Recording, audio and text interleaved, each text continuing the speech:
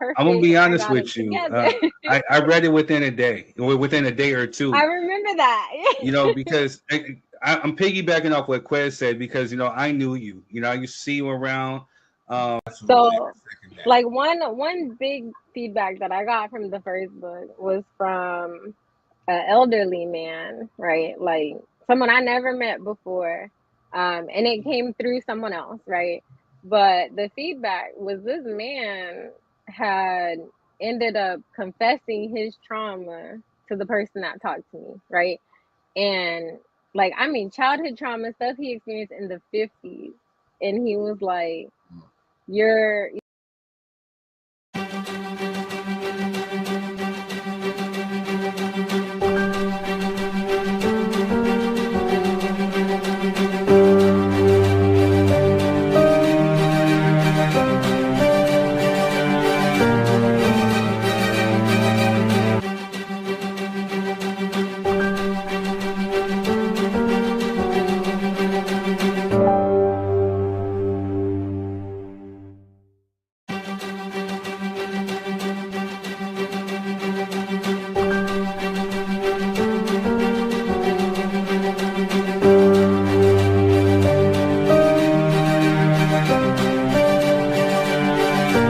Hello, family. I'm Marquez. Hey, you guys, and I'm Denisha. We all want the best for our children, right? Security, opportunities, and a future filled with endless possibilities. That's right, but here's the question. What are you doing today to create that future? Imagine building a business that creates generational wealth, leaving a legacy that grows even when you're not working, showing your children what it means to dream big and take action. That's right. With PlanNet Marketing, we offer you the opportunity to earn income while still being present with and for your family. We show you how to invest in their future while securing your own and teach them by example what financial freedom should look like. And don't just tell your kids to dream big, show them how it's done. That's right. Comment below or you can just message us for a direct link to our presentation. hello, family.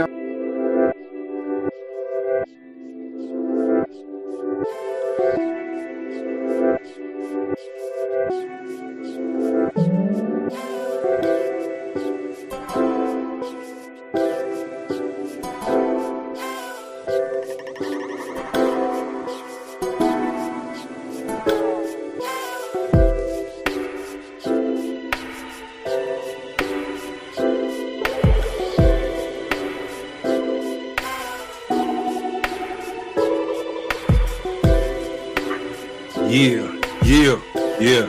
Mic check 1 2 1 2. Mic check 1 2. Yeah. This is Third Degree, and we're back on the Drop Your 3 Cent. Like I said, I spit blows that's quite decent.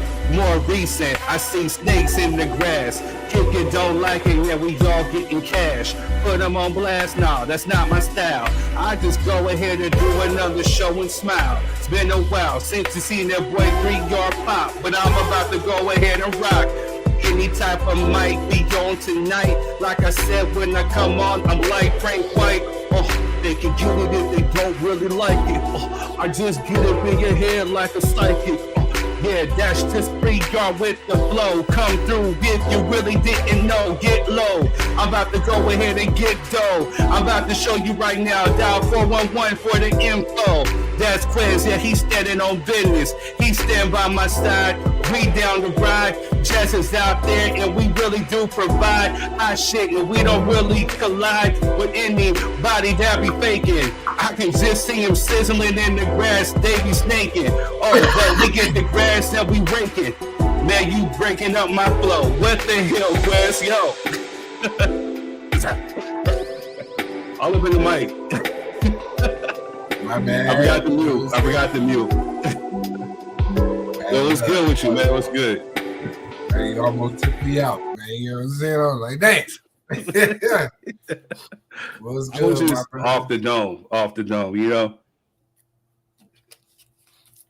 What's going on, man? Man, It's a beautiful day, brother. It's another beautiful day. Another beautiful day in Zamunda. Well, yeah, I don't know about all that. But man. Was goody though. Yo, when you hit me, man, I was in a meeting, man. It was like I woke up late. It was just one of those just days, man. Had to get to work on time and had a meeting on top of that, you know what I'm saying, some other stuff. Man, so the problem I was actually having trouble sleeping was because I was supposed to have a hard conversation with somebody who I actually like. And I didn't know how I was really going to go through it because, with me, you know what I'm saying, like, if I call you like a friend, if I got love for you, if I bring you in, your family's my family. So, I don't never want to see nothing bad or anything happen, but it was just one of those hard conversations that I was dreading to have, Well, nah, I feel you, but it's always necessary. I don't know who you're talking about or what you're talking about, but if it's keeping you up at night, bro, it's a conversation that definitely needs to be had, and you can't run away. So, oh yeah, I had to address it. We talked, but it was just one of those things, when you're put in that position to actually supervise, lead, or to be a boss or of anything, what I'm saying? Sometimes you got to have those difficult conversations. So I tried to wrap it up with as much love as possible and still, deliver the message. But, like I said, man, I didn't know this cat for like years, seen me literally grow up. So for me to have this conversation, I was just dreading it. You know what I'm saying? Like, you know what I mean? Like, you wanted to be the boss. Yeah, you get him, boss. Tell about the gun line, boss. You know what I'm saying? Man. Boss is steady tired. Just a little bit. Make sure you guys are hitting the like and the share button. Make sure you guys please share. Man, what's going on with you? Oh man, you know me, living the dream and winning, brother. Just always on the grind as usual. Right. Working in the dark. I think today was the last day of my live challenge, so I completed something, so I feel good today. You know what I mean? Right. It always feels good when you get to completion. But just because I finished the challenge doesn't mean I'm done. So y'all be looking out for me. So explain to the folks, what was the challenge? The challenge. So I got people on my team in the business that I'm in, and a lot of them are uncomfortable talking to people and just talking in general, like in public spaces, things like that. So the challenge was 21 days straight. Just go on Facebook, go live. You talk about whatever you want, but just do it every single day for 21 days so it becomes a habit. I'm actually on day 30. So, I hold myself to a higher esteem than those that I try to coach and develop. So, I missed a day. So I my punishment was to go an extra week. So that's what I'm on. Man, that's discipline right there. Well, thank you, sir. That's what it takes to win. Right. Mm-hmm.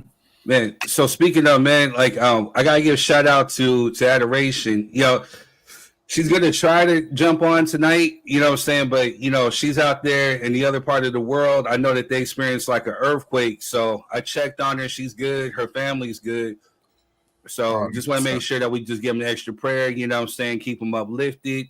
And hey, if you make it, kudos. If you don't, we understand completely. No, absolutely, man. You know what I mean? Take care of your family and yourself first. You dig?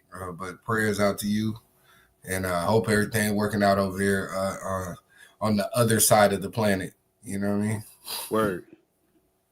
Man, there's been some ratchetness going on.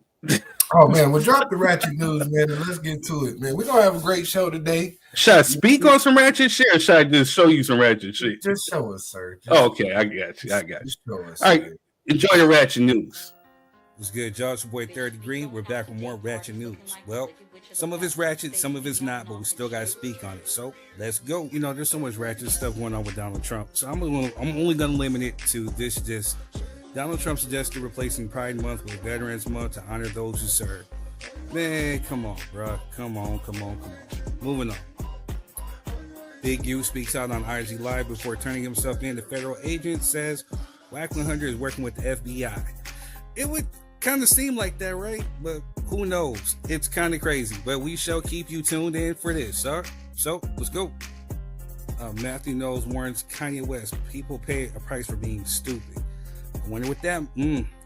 Yeah, he's defending his grandchildren as he should. Kanye West was out of line for the comments that he made about Beyonce and Jay-Z's daughter and son, calling them, I can't even really repeat the word because it's offensive, but, definitely agree with Matthew Knowles on this one. So, moving on. OnlyFans model charged with second-degree murder after fatal BDSM stunt ends in asphyxiation. Crazy. The things people would do for likes, clicks, and booty. Moving on. High school basketball coach fired for yanking girl's ponytail after New York Class D championship loss. Yeah, as he should. He should have got his tail kicked for that too. Moving on. Hawaii is sinking at a rate 40 times faster than previously predicted. That is crazy. We shall keep you tuned into this as well. All right, moving on. Lizzo confronts Young Miami over comments she made about her weight loss. And, people are coming at Lizzo, and I get it. She just wanted some clarification, and Young Miami wasn't even trying to diss. She was actually standing up for her, so I'm glad they got that cleared out. So, moving on. Rapper Dank DeMoss lost her lawsuit against Lyft.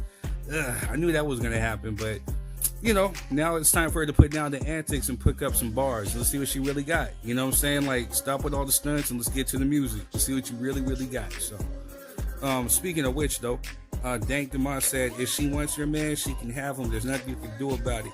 I can say one thing about her, man. I don't agree with her antics, but I love her confidence. You know what I mean? If she can't get me, you know what I mean? But I definitely love her confidence. So, you know what I mean? Much blessings and much success for her and whatever she got going on next. So, moving on. Tiger Woods and Vanessa Trump go Instagram official with their relationship. Weird. Moving on.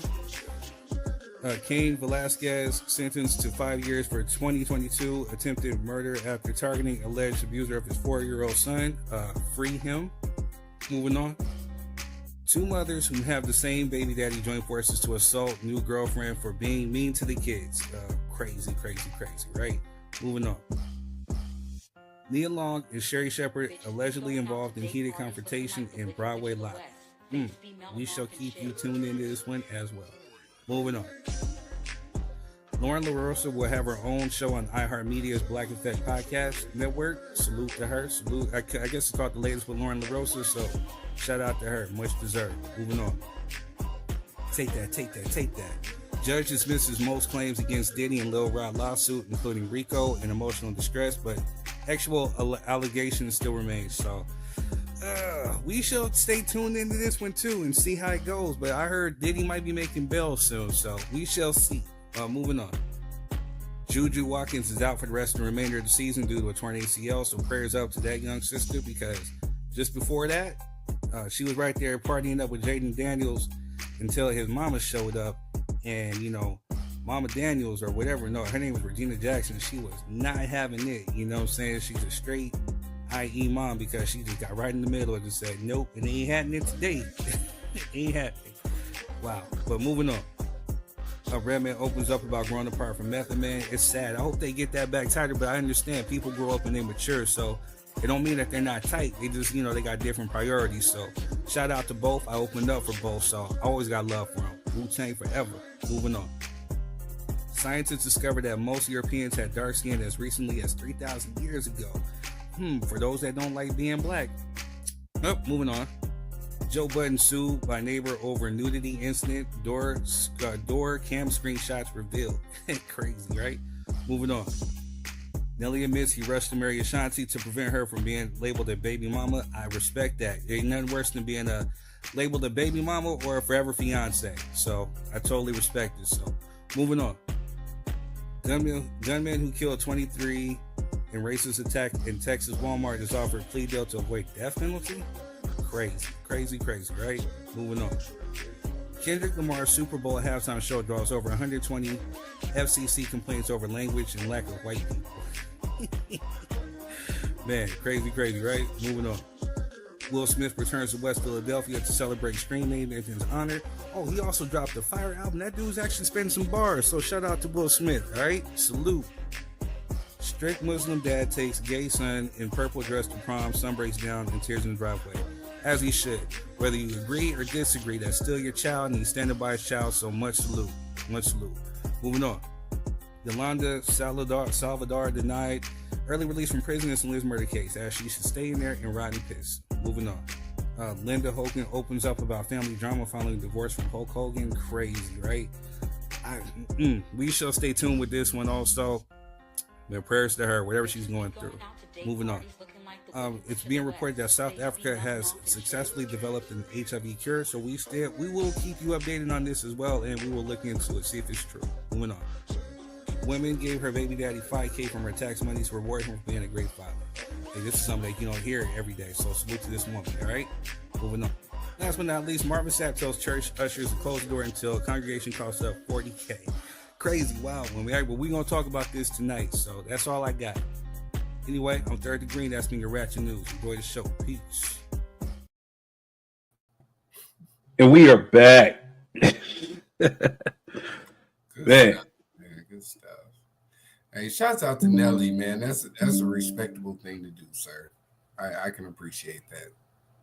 Yeah, I feel him. I mean, truthfully, I was there before, you know what I'm saying? Like, I had gotten my ex pregnant, and, you know, the last thing, what's up, Mama Tucker? How you doing? Please make sure you guys are hitting the likes and share. Hit the share button. Share, please. Yeah, I got my girl pregnant, and that was one of the things that I rushed to do. I wanted to marry her because I didn't want her to be a baby mother. But at the same time, we used to have long talks about like how long should you wait before you actually marry? You know, because we used to hear the tales of people who would like, you know, be engaged for years, you know, literally be engaged for years and never tied a knot. So, you know, no disrespect to them, because for whatever reasons that they have, I just didn't want to be that. I didn't want to be another statistic, or, you know, have another baby mom. So yeah, I understand what Nelly is talking about with that one. No, absolutely. It's a very mature thing to do. Took me a long time to get there too, so I can respect it. That's right. Why I said that, man. You know what I'm saying? It's a very noble deed, sir. And that's what real love and relationships about, man. Because a lot of people don't understand, when you get married, it's no longer just about you. Yeah, true. You have to take into consideration a whole nother human being that you have dedicated your life to, your entire life, right? You know what I'm saying? I don't know, maybe everybody vows different. Maybe some people say I love you as long as you got some money, or as long as you fit into a size 7. You know what I mean? I love you. As soon as you get to a size 9, it's a wrap. But right. You know, if you take them vows serious and you take marriage serious, man, it's a very noble goal, because you have to take into consideration how people are going to view that person. They're a direct reflection of you, right? And true. All of that has to go into decision making, actions, everything in full spectrum. So once again, shouts out to that brother. And then on the other end of the spectrum, Miss Hulk Hogan, Lord Jesus. Man, what you got from Miss Hulk Hogan, man? Not a damn thing. You know, they play on Team WS, so, you know, I tend to not play in that realm. It's just, man, whatever she going through, it looks bad from the picture. Looks bad. You know, and then we seen her daughter come out and say there's been some type of abuse going on over there, and, you know, I don't know, man. He didn't hit a Hulkamania leg drop. That's what happened. You know what I'm saying? Hey, he over there. She must have been talking to some black dudes or something. You know? Yeah, you remember, right? It must have been, hey, that man that came to cut the grass. You know what I'm saying? She was out there to offer him some lemonade, and he hit her with a Hulk smash. You know what I'm saying? Right. Exactly. Hey. Man. Did you see that Jess Hilarious and Lauren, they made a little video, man? Yeah. It was corny, but it was funny. It was mad corny. You know, I actually I wanted to. I was getting ready to make clips and share it, but like I said, my mind was so all over the place today because I was dreading that conversation. But yeah, it was Breakfast Club. I love you, right? But y'all doing way too much. Say I understand it's damage control. Jess Hilarious went off script, and she completely. It's definitely hurting the brand. I get it. So you have to do damage control, but you don't need to do the extras. You know what I'm saying? The on-air conversation was nice. It was sincere. It was dope. You know what I'm saying? Whatever needed to be said was said. They hashed it out. And truthfully, I mean, they handled it like real people. You know what I'm saying? Like on air. So, and that's what, we've actually had little disputes and stuff. That's what my whole goal was, to hopefully try to air it out, squash it out, iron it out right here on air to show that people like, hey, we go through real stuff. You know what I'm saying? Nobody's sitting here is perfect. You know what I'm saying? So if there's a chance to make things right, then let's make it right, and we can do it in a nice, respectful way. And so I definitely admire what they did for that, but you don't need to do the extras, man. The video was kind of corny, you know what I mean? Like, yeah, it was out there.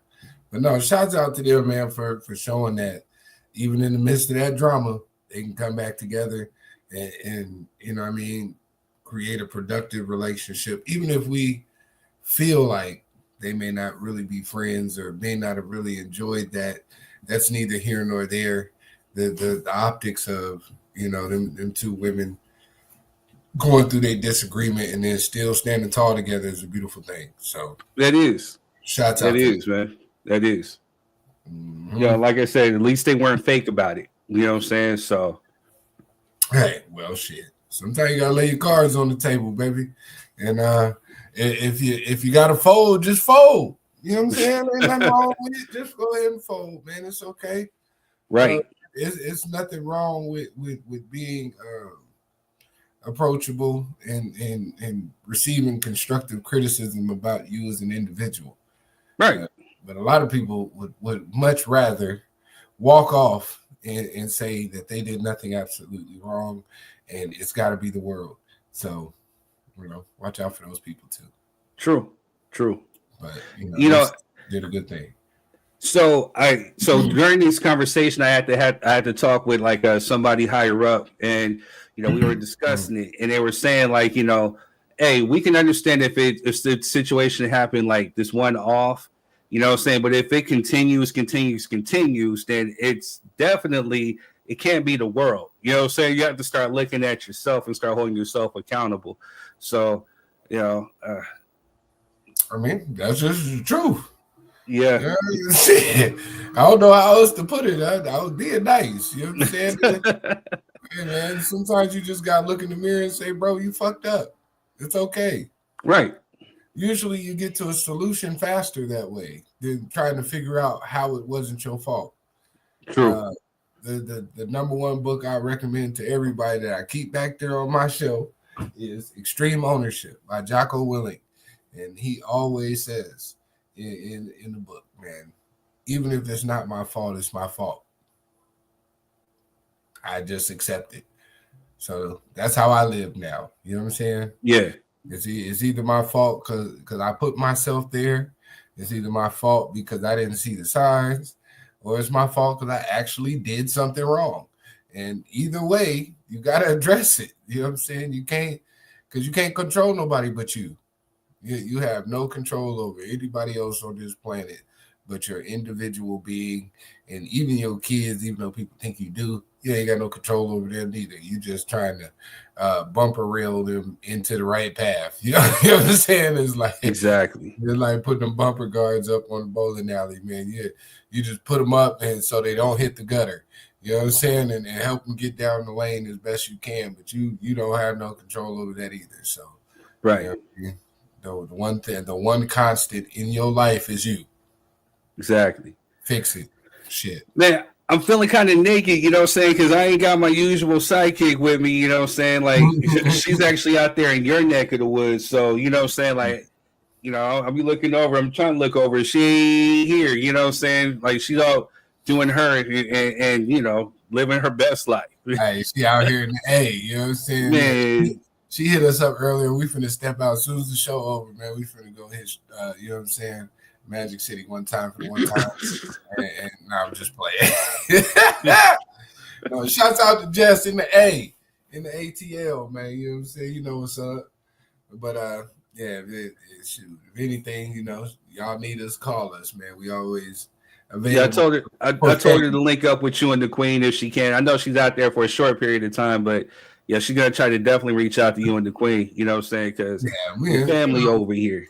We ain't gonna hold her to it. You know what I'm saying? Because I know how it is, man. Me and the Queen travel like that. We usually do the weekend wonders trips, and it's hard trying to go see everybody, your friends, your family. You know what I'm saying? Everybody, and still do what you showed up to do. So you know, it's no big deal. We'll make it an official trip, man. Where everybody can get together, man. But you know, y'all always welcome at my crib, man. You know what I'm saying? And you know how it is. You always welcome at mine. And y'all come over here and let the kids harass y'all. And I'm gonna cook. I at least feed you. You know what I'm saying? Right. I'm gonna cook some good food. That's one thing for sure. But, exactly. Yeah, I won't be outside like that. I'll be in the house working. Work. All right, Joe. So let's get into it. Quez, you know what to do. Oh, you know what? Yeah. I'm gonna allow you because I'm gonna take, you know, your advice, your wisdom, you know what I'm saying, your leadership, your direction this way. You know what I'm saying? I got some third words. And I want to, you know, there's some things I want to say, I want to address, you know what I'm saying? But at the same time, you know, like, I don't know because I'm still confused, you know what I'm saying? But I don't know. Man, stick to the mission, sir. That's always my advice. Stick to the mission. Word to Big Bird. Word Outside to Big Bird. Forces don't drive the ship when you got your hands on the helm, man. Keep driving. That's it. The only thing that I can say, my advice to the situation is don't be fake. You know what I'm saying? Like, hey, man, you know what I'm saying? Like, you got folks reaching out to you, trying to see what's up. You know what I'm saying? If you feel a certain type of way, let it be known. Like I said, nobody's perfect. So if something happened, then, you know what I'm saying, allow that person a chance to make right the wrong, whatever it is, because we don't know. And like I said, sometimes with me, I can take ownership to my ish. You know what I'm saying? Sometimes I'll be on my sag, but I'm a real sag, you know what I'm saying? So I could actually say what it is that bothers me. I can actually articulate it, whether I'm right, wrong, or indifferent. I will speak on it, and I will let it be known. You know what I'm saying? So, damn it, there goes that damn God telling me. Yeah, that was God talking to you, sir. Hey, speak real quick. What's up, Malaysia? How you doing? Speak real quick to the folks. Yeah, that was God telling you get your life together. But anyways, you know what I'm saying? Hey, man, I got a word for the day. You know what I'm saying? Accountability, man. That's my favorite word. Accountability. If you can be accountable to yourself, nothing can stop you. If you can be accountable for your actions, your discipline, your work ethic, if you can just be accountable wholeheartedly and not take emotional responses to business type decisions and life goals, then you know you'll be better off for it. What's up, Miss Malaysia? How you feeling? How you doing? But yeah, that's what I got for y'all. Malaysia, me and you got to talk. I need some business. You know what I'm saying? I got to cash in on some business with you. You know what I'm saying? Because you're good at what you do. Oh, mind you, I'm gonna shout out to Malaysia. You know that she's actually an Emmy winner. Oh man, big. Hey, with graphic designing and whatnot, you know what I'm saying? So yeah. As we are in Women's History Month and Women's Month, you know what I'm saying, I got to salute you, give you your flowers, because she is an Emmy winner. You know what I'm saying? She's part of an Emmy winning team, you know what I'm saying, for what she does. So, yeah, we definitely got to talk. That's major. That's definitely major, man. Shout out to you, sisters. Shout out to you. You know right. That's a huge accomplishment. Don't let nobody stunt your light. I appreciate you too. I did. I'm trying not to. But yeah, you know what I'm saying? I try to be real. You know what I'm saying? I try to be real as possible. You know what I'm saying? One of the things that I cannot be is a $3 bill. And that shout out to my grandfather, William Howard Wilson. I guess I heard that he used to use that phrase, you know what I'm saying? Used to call people $3 bills. And I never knew him, never met him. And I used that phrase growing up as a kid. So, you know what I mean? It just stuck with me. Never be fake. You know what I'm saying? Be you, be true, be imperfect, be imperfectly perfect. But the one thing I could tell, my third word today was hypocrite. You know what I'm saying? Because we're going to see that underlining theme in some of the stuff that we're talking about, whether we're talking about church, whether we're talking about relationships, whether we're talking about whatever, you know, saying the word hypocrite, meaning that, you know, you're saying one thing, but doing a complete another, you know what I'm saying? So if you have issues, if you have anything, stand on that, stand on your principle, be about that, and always be about it. Let nothing deter that. Don't be a hypocrite, you know what I'm saying? Don't sit here and say like, hey, you know, I don't eat pork, you know what I'm saying? But, you know, the next thing you know, or people who eat pork are going to go to HELL or whatever. Then the next thing you know what I'm saying, we see you over there eating a bologna sandwich. You know what I'm saying? Man, you get to a Like bacon double slurping it down, you know what I'm saying? Hey, ain't that bacon on that burger? You know what I'm saying? I don't eat bacon. I don't eat pork only on Sundays. You know what I'm saying? Like, come on, man. You gotta keep it real. Just see, you know what I'm saying? If you eat pork, just say, hey, I eat pork sometimes. You know, that just it is what it is. But you ain't got to fake the funk. You know what I'm saying? Like, you're going to get nowhere in the world being fake. And then at the end of the day, hey, man, you know what I'm saying? I wish everybody success. I wish everybody love. You know what I'm saying? But, you know, there's folks out there that ain't being 100. Hey, so at the end of it all, man, again, drive the ship, sir. Word. Got you. Much job. Love. So let's go ahead and let's get into some promos real quick. You know what I'm saying? And then we're going to go ahead and start. We're going to let the people, we got some heavy topics we're talking about. Marvin Sapp tells congregation not to leave until they cough up 40K. It's wild, but I get it, but it's still wild. We got LeBron James versus Stephen A. Smith. That's wild. We got Trick Daddy saying that older women need to lower their standards. You know what I'm saying? Again, you know what I'm saying? We use the word, the hypocrite is going to align with everything that we're talking about tonight. Right. So let's get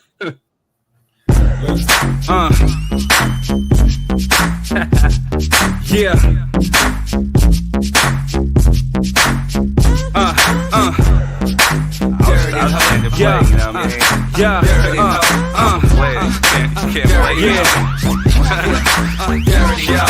You're wasting time.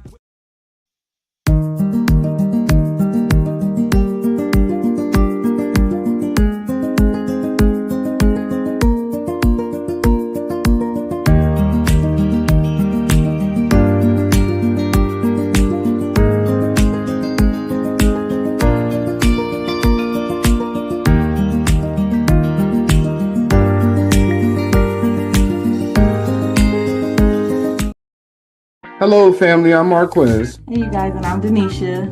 We all want the best for our children, right? Security, opportunities, and a future filled with endless possibilities. That's right, but here's the question. What are you doing today to create that future? Imagine building a business that creates generational wealth, leaving a legacy that grows even when you're not working, showing your children what it means to dream big and take action. That's right. With PlanNet Marketing, we offer you the opportunity to earn income while still being present with and for your family. We show you how to invest in their future while securing your own and teach them by example what financial freedom should look like. And don't just tell your kids to dream big, show them how it's done. That's right. Comment below or you could just message us for a direct link to our presentation. $3 bill. So what we gonna talk about first tonight? And if you guys are out there, make sure you guys are hitting the like, share button. Also, too. So if you guys want to come on as a guest, I have the link on Facebook. Sorry, I didn't have time to put it up and everywhere in the description, but I do have it on Facebook. If you're coming on, if you're using your phone, just know you have to use headphones. Make sure you get in a nice, quiet spot. Make sure your Wi-Fi is popping. Make sure there's no like background noises. Please, no eating. Also, like Quez like say, this is a production and it's going out to everybody. You know what I'm saying? I got 5 million on YouTube, 100,000 on Facebook. You know what I'm saying? Quez has a network of like 4,000 to 5,000. You know what I'm saying? Like we want to make sure we put you and present you in the best light. So just please, no eating. Drinking is cool. But we just, as far as the eating, you know, if you're using your mic, it's going to pick up the chewing sounds, and we don't need that bleeding into the show. Also, too, if you got music and stuff playing in the background, we don't want it bleeding into the show because Facebook loves to trip. And I have to pretty much put up, I do not own the rights to my own music because of the distributor for my music. So therefore, if I play a song sometimes, they'll sit up there and say, hey, there's a copyright thing, you know, take down the whole stream. So just be careful, just be mindful of that. Thank you, Mama Tucker. We love you. You're fabulous too. So, you know, just come on, just also know that we are talking about some heavy topics tonight. Just know that, hey, we can agree to disagree respectfully. Just know that it's all love. You know, we all got different points, different thoughts, views, and opinions. Just respect them. Just know that, you know, we're here just to kind of seek a common ground to get some understanding. And it's nothing personal, you know what I'm saying? So let's just please keep the personals out of it. And, let's just have a good show. So let's get it. Hey, man, you know, put the chains on the door, man. Let's start right there. All right, so let's get that out the way early, man. Let's go ahead. So Marvin Sapp, you know what I'm saying? Never would have made it. Dude's dope. Queen got to get on. Yo, he's dope. You know what I'm saying? Forgive me, I'm a little slizzer. Come on, but yeah, so I mean, he's come under fire because there's been a clip of him demanding, not necessarily demanding, but asking his congregation for $40K. And you know, some people have gotten criticized him and talked about him. Fudge, I did not upload the man, this guy man, give me 1 second. I will do it right now. But yeah, he's come under fire, and I don't understand why. It's really, you know, because it becomes this whole big old thing about tithing. You know, there's always been that debate about tithing, whether we should or whether we shouldn't. So, Quez, what are your thoughts, real quick, while I load up this clip? Right, in regards to tithing, yes. You know, my perspective has always been the same. You do owe God 10%. You know what I'm saying? You do owe him a portion of the fruits of your labor. Now, how you distribute that is up for debate, depending on who you talk to. If you do have a church home, then you should, you know, put it there. If you don't, you know what I mean, put it in the community. That's what I've always felt like, you know what I'm saying? And if you feel like you give into your church home and it's not returning to the community, then find you another church home. That's always been my biggest issue. The church is a beacon of hope and should be helping the surrounding community in which their congregation comes from. So if you're paying your tithes to a church that's not returning that work to the community, find you a different church. And if you're not in church, you know what I mean? Bless somebody. You know what I mean? Take a portion of the blessings that you got in your life, even though they may not be the blessings you think you should have. You're still more often than not well off, way beyond means of you know, a significant group of people. So, you know, help those individuals, feed the homeless, you know what I'm saying? Talk to them. Conversation, you know what I'm saying? Give them some clothes, buy them some sanitary things. All of these things can be done and it is considered your contribution back to God in my eyes. You know what I'm saying? I have similar thoughts. You know what I'm saying? Like, quick story. You know, I was taking my little dude out here, Jessica's little dude, out to eat. It was me and him. It was a dude's day. We were kicking it. You know what I'm saying? So I was taking him out to eat. As I was going in, I seen a woman right there with a sign, you know what I'm saying she was hungry right outside the restaurant. And so I was thinking like, man, how many people have probably walked by her, didn't help her, whatever. And mind you, I had money in my pocket, but the money in my pocket was supposed to go to the tithing that I do for the church. So you know what? I'm like, you know what? I'm sure God will forgive me for this, you know what I mean, for not helping out. And within the church, because I understand there are duties to the church, but this is God's church too. So you know what I'm saying? So I gave her what I was supposed to tithe with to make sure that she can get like a couple of meals, you know what I'm saying, before I went in, you know what I'm saying? And so yeah, I was on a personal obligation to make sure that I'm tithing every week. And so when I got to this lady, I'm like, my tithing is gonna go to her this week. You know what I'm saying? So man. I don't think you need forgiveness for that, sir. Yeah. That was the right thing to do. You know what I'm saying? Right. If the Spirit led you in that way, man, then that's what you got to do. So I wanted to make sure I blessed her, man. Make sure that she got a couple of meals.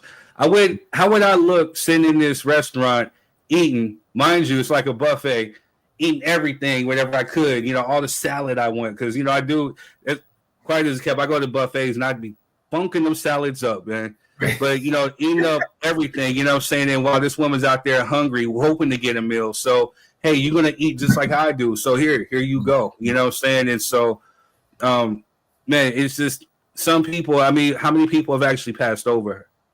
Cheryl Powell, shout out. Make sure you guys are hitting the like and the share button. And also, if you're on Facebook, tap that like, tap the love. If you're on YouTube, tap. It's going to help the algorithm. But Cheryl says, Marvin was not in the spirit when he did that. Those actions show desperation and greed. Well, let's see. I finally got the clip up. I will get some rest come Sunday, and then I'll be ready to go Monday. You know what I mean? But here goes the clip. There's 1,000 of you. I said close them doors. Ushers, close the doors. Close the doors. Close the doors.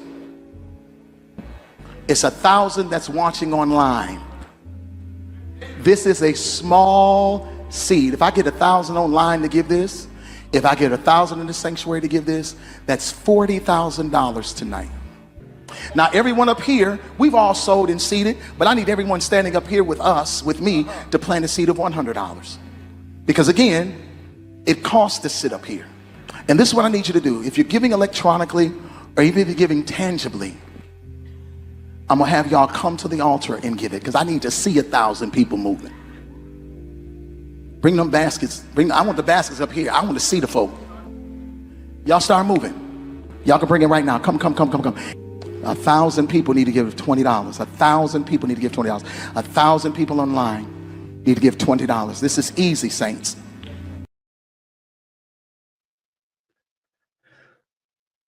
So, I mean, I can get, because the optics, it looked wild. You know what I'm saying? Hey, lock the doors. You know what I'm saying? My first thought was like, what the funk's going on here? When I heard it, I'm like, is he about to get serious with something? But then he's asking. I get it, because again, I understand churches. For those that got something to say about churches, church buildings, they cost money. You're talking about electricity, you're talking about air conditioning, heating, saying everything that it takes to essentially maintain either like a home or like even a business, it costs money. So I've heard people say like, well, he's worth like $4 million, he couldn't afford that. It's not necessarily the point. And it's not like he was asking for $40,000 per person. He was asking for $20. So, you know what I'm saying? Like, so whatever it was, then, I kind of get it. How he went about it, I think, was a little wild, but that's just me.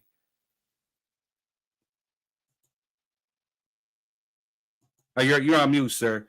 Cheryl says, God wants Christians to be cheerful givers, not robbery victims. Well, no, I think that was the whole thing about it. It's definitely not about the $20. I understand the concept, right? If 1,000 of us put in $20, then maybe we don't have to worry about, the maintenance for the building for, right, the next month or 2 months, whatever the case may be. I understand that. But the way he put that message out did not look savory at all. Right. you know, a lot of people get turned off to the church because of that type of behavior. You know what I'm saying? You gonna Joe Clark lock me in the school to get my $20? You know what I'm saying? Like, some people may feel a way about that. You know, $20 ain't a lot of money, but perception is everything. Right. And I think he just put out a bad perception in regards to how he addressed that. You know what I mean? And then you know, the people on stage, y'all need to give $100 because it costs to be up here. Like, that's crazy to me. But on the flip, though, I mean, but he was holding his deacons, himself. You know what I'm saying? He said we. He didn't say y'all. He said we. So he included himself in giving like 100, you know, with the church leaders, while asking everybody else to give 20. So, you know what I'm saying? So that's when I'm gonna give him some. If we're dissecting it a little bit, he held himself accountable, and he was gonna take action and donate 100 too. You know, so No, absolutely. I'm just saying some stuff. You know, you shouldn't say. Yeah, you shouldn't be telling the deacons or nobody up there that it costs to be up here. True. I'm just speaking from optically. You know what I'm saying? I grew up in church. You know what I'm saying, and I understand that, you know, bills need to be paid, things need to happen, people need help, all of that beautiful stuff. With 1,000 people in the congregation, even if you got 500 of them to get $20, you won. You know what I'm saying?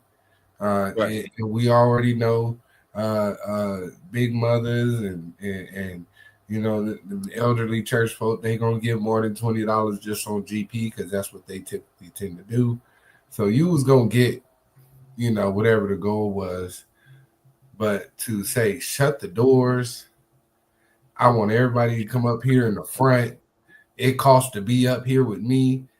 Optically, that looks horrible in the times of a secular generation. Right. I'll put it like that. You know what I mean? When we got you know what I'm saying, pop, lock, and drop it, and you know, coochie popping on a handstand, they got somewhere else they can get that $20, and they don't want to be locked into the congregation and chastised about not giving it. Right. Cheryl says, I know churches have expenses. Just come to me like an adult, put accounting reports out there. Keep it real with the people. Yeah, like it goes back to what I was saying earlier. You know what I'm saying? Keep it real. Whatever it is, keep it real. The last thing that you ever want to be called or labeled is a hypocrite, fake, and whatever. Keep it real. Whatever it is, just keep it real. Keep it 100. And don't be out there saying that you keep it 100 and you keep it $1 when you're not actually keeping it 100 and keeping it $1. That's what a hypocrite is. You know, I think that's what a lot of people's issue is with that clip. You know what I'm saying? To be honest, you know what I mean? Right. If you worth some millions, look, I don't like to count people's pockets. I'm only speaking out of the perspective I've seen in the comments, because either way, I don't care. I don't go to his church. You know what I'm saying? So it ain't have nothing to do with me. Even if y'all did shut the door, if I feel like walking outside, I'm gonna just go outside. You got me. I might leave just because you said that, because that's just my personality. You know, me too. Truthfully, You know just because you told me to do it, and if I didn't want to be there, then guess what? You know, I'm out of there. And I dare one of the ushers or something like that to try to stop me, because you're gonna get kicked right through them doors. Just like as I kicked through the doors, you know, I was gonna be a big old whoosh. You know what I'm saying? With love. But go with God. One of the reasons I respect the bishop of the church that I go to is, you know, one of our very first encounters, like maybe our 4th or 5th visit after becoming a member. You know, she held a meeting explaining the expenses and what she gets in tithes and what she got in offerings and what goes to what and what comes out of her pocket. I can respect that. Right. You know what I'm saying? If you can give me a balance sheet You know what I'm saying? And I didn't ask for it, but I can respect it because you did it. You know what I mean? That lets me know your concern isn't my pockets. Right. You know what I mean? So I can respect that. And also, I mean, bro, I don't know. I want, boy. No, so I feel you 100%. Like, you know, I went to a few churches within like the last 10 years. I went to a real big church, went to like a small church, and I went to a church that's like in between.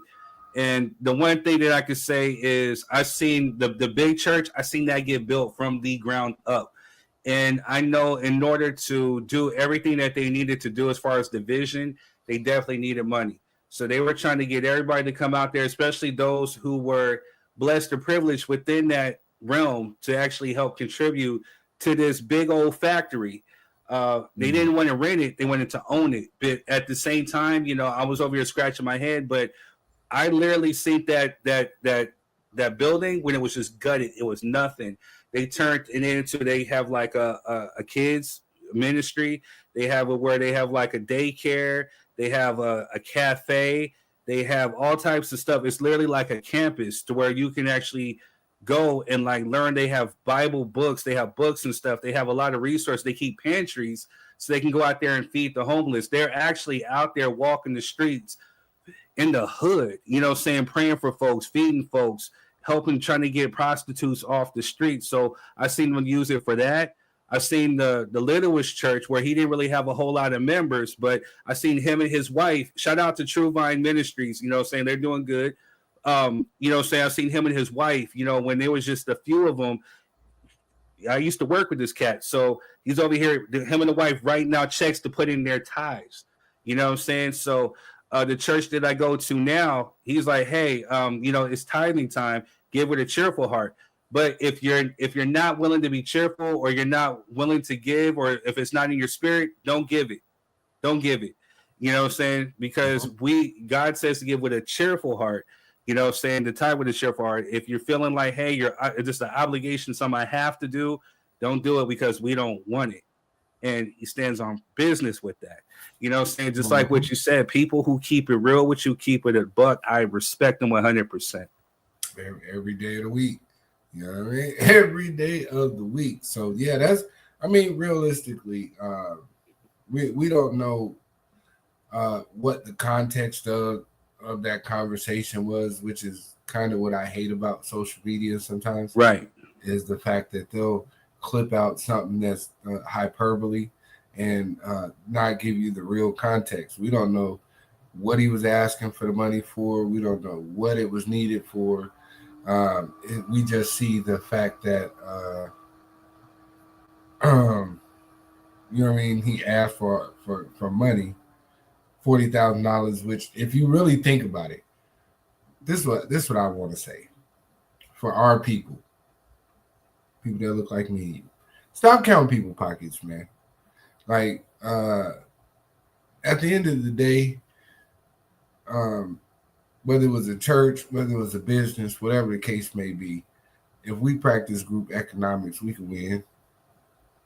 So that's why I'm giving him that out, because I don't know in what context that money was being asked for.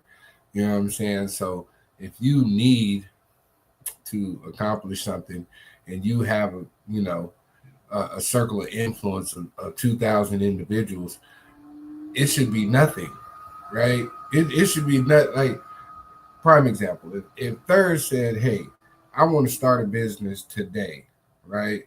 This is my business plan. This is what I intend to do. This is how it's going to function. This is how it's going to build revenue.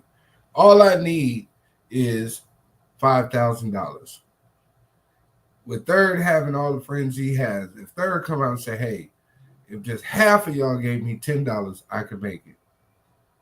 I can make it work, right? I'm not going to look at Third and say, man, don't you got a job? Man, you got a podcast. You got all these subscribers on YouTube.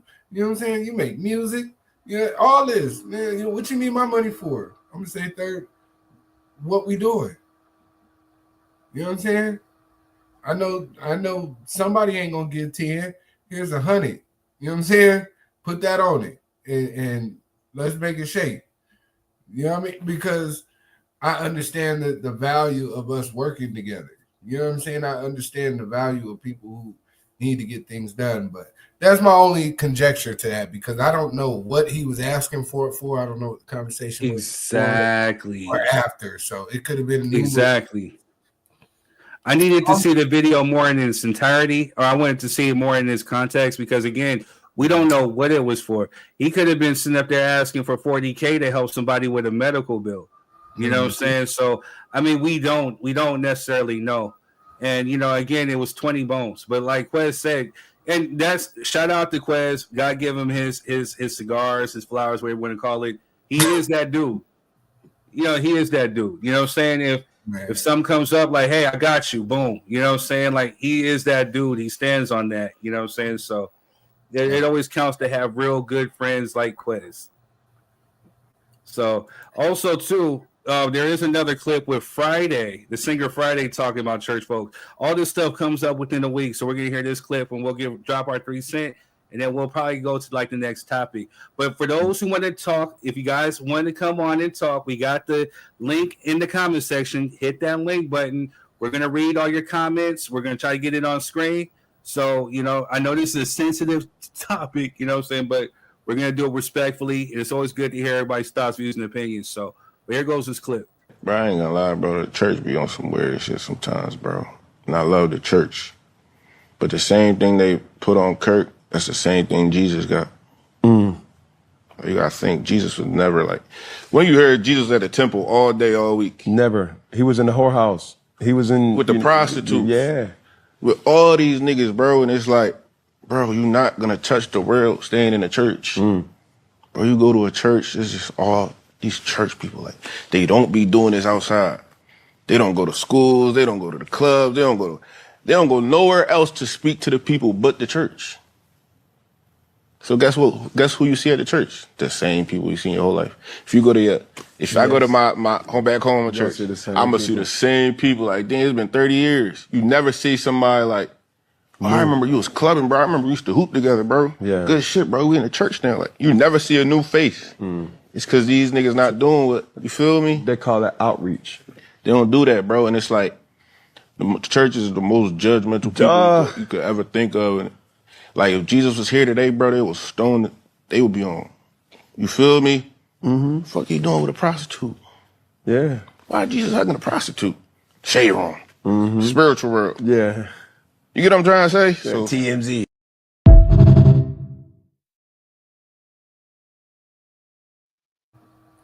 Man, and we got 2 lovely ladies here. You know what I'm saying? I got to give them both kudos, because they're both not home, but they're still dedicated to make it to the show. So I definitely salute both of these queens.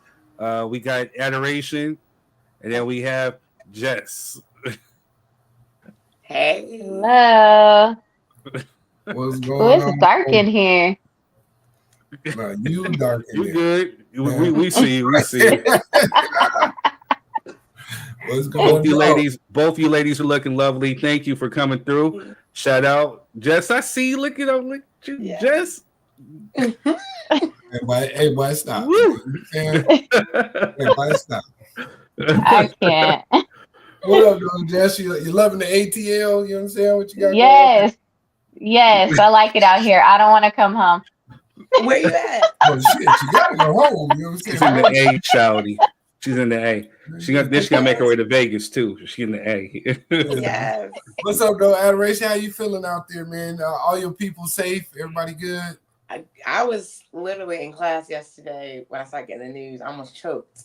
And over here in Taiwan, they have a lot of earthquakes, but everything's built for it. So I'm like, there's an earthquake in Bangkok, my family, and they're like, oh, okay. And I'm like, no, y'all don't understand. Right. But yeah, is everybody okay though? Yes, everybody's okay that I know. But I mean, I got so many people to check on. I grew up there, so I just realized like I got like a whole world of people to check on. So right, I don't know. Right. But, yeah. Well, I'm glad you're okay. Jess, I'm glad you made it safely. Ladies, we're talking about Marvin Sapp asks congregation for $40K. You ladies have any thoughts, views, and opinions on that?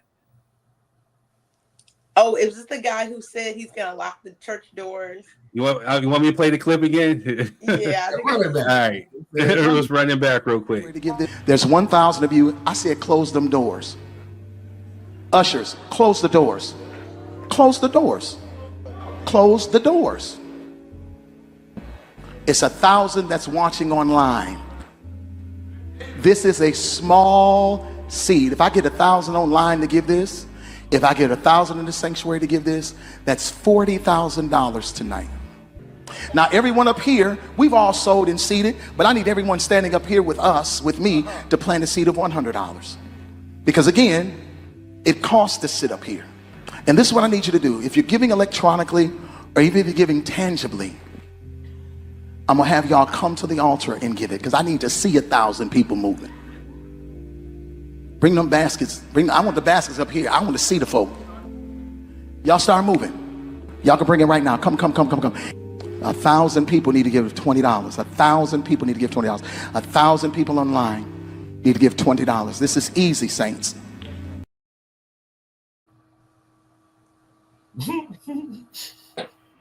Go on, adoration. Go on.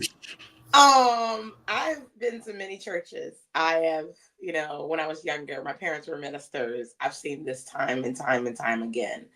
And as some of the biggest givers in our church at one point, when we're doing well, and coming back to that same church in our time of need and watching people give. No, we watch 10 people come give $1,000, come give $1,000, and people start moving. And then when we were in our time of need and the people were coming to us whispering, hey, did y'all get the car that we donated? Did y'all get the TV that we donated? And we're like, no. Did y'all get the thousands of dollars that we donated? No. I remember there was a guy whose house burned down in that same church. And my dad was one of the people coming up, giving money. And then he called the family later and said, hey, I know you guys got what you need from the church. What else do you need? He said, oh, brother, we just need a place to stay tonight. Because I remember my dad bringing them to our house, sitting down with the other dad, and then putting them in a hotel for the night. And I remember saying, well, how did we just be one of these 100 people to give $100 and then they don't have a place to stay tonight? I'm sorry. I'm not blaming every church. I'm not saying anything. What I am saying is, if you're going to give directly to the source. And that's all I got to say, because that's what we learned. And we learned it the hard way. Right. Hey, shout out to my pops real quick. You said, I'm sorry, that's too gangster for me. I would have had to push up out of there just to maintain my character. That's a hostage situation. Let's just be honest. That's a hostage situation. Hey, that's the show what we said earlier, sir. Like, man, I'm leaving just on GP because you got me messed up. Come on, close the doors. Who gonna stop me? You know what I'm saying? Yo, please make sure you guys are hitting the like and the share button. Please share, and then hit the like so we can get the algorithm up. Jess, what are your thoughts? You ain't gonna tell me how much I can give. No, sorry. Only God could tell me that. Like, how are you gonna demand that I give a certain amount? How are you gonna demand that? That's crazy. I wish you would. I literally walk up out of churches like that. He was asking for $20 for each member, I don't care. I don't care. I don't care. I love it. Yes, it was for the building fund. That's the spirit. Jess is out there feeling Atlanta shit. I don't care. I don't care. It's for the youth ministry. I don't care. It was for the youth ministry? No, I don't know. I'm just saying what is. Oh. It don't matter. But look. Listen, we know how big of a pay cut those people are taking from the youth ministry. My family been donating to one building back then for years. That building never happened. We came back from Thailand after 7 years and that building still wasn't a thing. And we're like, oh. Right. Respectfully. Respect. All right, yeah, let's move on, man. Let's move on. Y'all must have had different answers. No, Well, well, no, actually, we were just breaking it down. You know what I'm saying? We were breaking it down. Like, I get it. Of course, call me both sides of the coin. I get what he's asking, but then I get why he's under fire too. You know, so I get all sides of the spectrum. So why was he asking? I'm lost. We don't know, but I'm gonna research it some more because it could have been for anything. But just like I had said, you kind of missed it. I mean, again, there is tithing where we're saying like the church itself, the building has costs, whether it's electricity, AC, food for the pantry, food for the homeless, or clothing for homeless. There's different type of costs associated with the church. So there are people saying, well, he's worth $4 million. How come he couldn't just pay it? Never would have paid it. Yeah, that's what they were saying about him. You know what I'm saying? But, you know, at the end of the day, it shouldn't necessarily have to come out of his pockets if he has a congregation. But at the same time, he was holding not only his congregation accountable, but he was holding him himself and his deacons and his church board accountable, asking, hey, we give 100 and then they give 20. You know what I'm saying? But we can give 40K. So we don't know what the 40K was about. How he went about it was definitely it was wild. I think we're all on the same accord. It was wild. You know what I'm saying? Like, you ain't telling me to lock the door. We gonna have a problem. You know what I'm saying? Like, I'm gonna move some pews. I might even hit you with the Bible. I'm gonna hit you with that word, but you ain't keeping me hostage against my will. Do I gotta bring protection to church now? Like, that's crazy. Hey, you came with protection. Let the God protect you. You know what I'm saying? Pop says that was too gangster. As soon as he said close the door, I'm like, pop the clip. Hey. Yeah, like time to call the police. Hi, hostage situation. I need to get out of here. They're trying to steal my $20. You ain't got to call ain't no 911 here. Yeah, like I said, as long as I'm able and willing, I'm still young enough to move. Yeah, I'm knocking some folks out. You know, my size 13 with a caboose, the ushers all through that door. You would have seen a big old, and you ain't holding me, especially if I'm hungry. Right. If I'm hungry or if the Lakers are on, you ain't holding me. That was about a 1:30, 2 o'clock type service. You know what I'm saying? Hey, bro, I need to get out of here. That's time to go. Stomach is growling. You know what I'm saying? Yeah. If I'm in the A, you know that them soul food buffets is calling me. You know, so that part. All right, y'all. So thank you, OG, but let it be known that we. Pops, I got to talk to you. I need some gangster preaching. Yeah, only that you know how to serve up. Man, only you. And I know you gonna stir me right because, man, these motherfuckers. Hey, man, so we got shut the funk up. Yeah, so all right, so we have LeBron James versus Stephen A. Smith, and then we have Trick Daddy saying that older women need to lower their standards. Which one do we go to? Why you think I'm talking out like adoration? I don't like Stephen A. Smith. Like, I've been, listen to this man speak for years. I'm just exhausted. And then there's the other thing. What's that thing? Trick Daddy? Hey, Trick love the kids. Trick Daddy Dallas. Imagine like the kids, man. Crawling out of the grave. All right.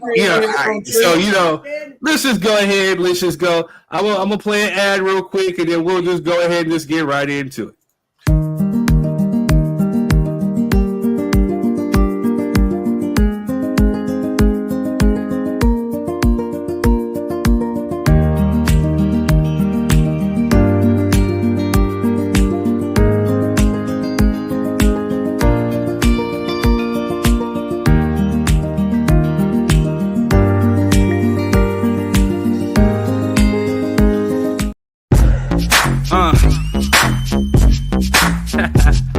Yeah.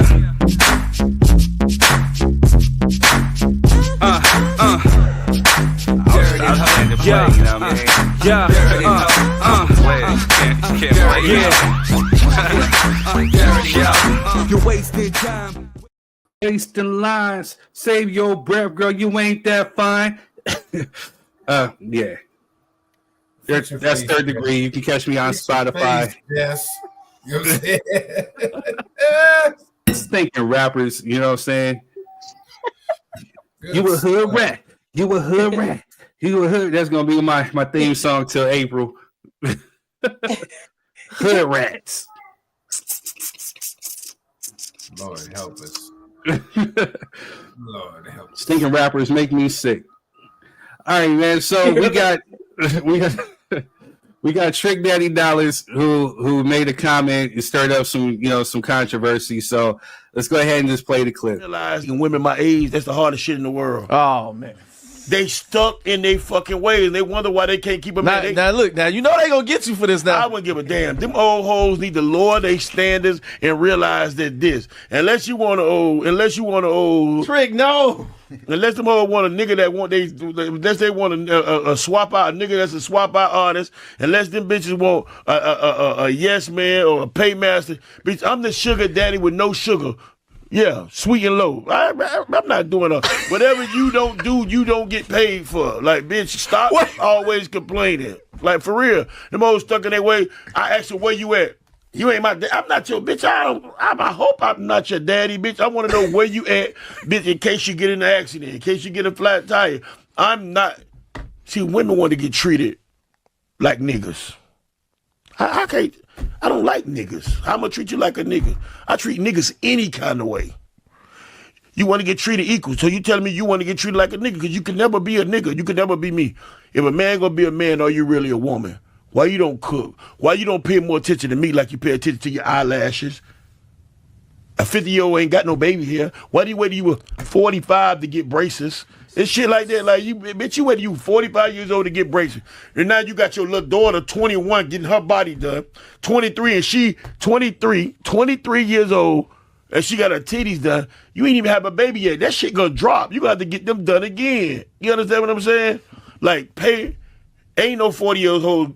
You're 45, you ain't got baby hairs. So what age do you normally like? Is it like 25? Nah. From 22 to 35. So you cut it out. They can't be past 35. 35? No. That's right around the time they got life fucked up, right?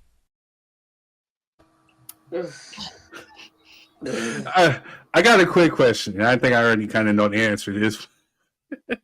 Adoration. I'm sorry.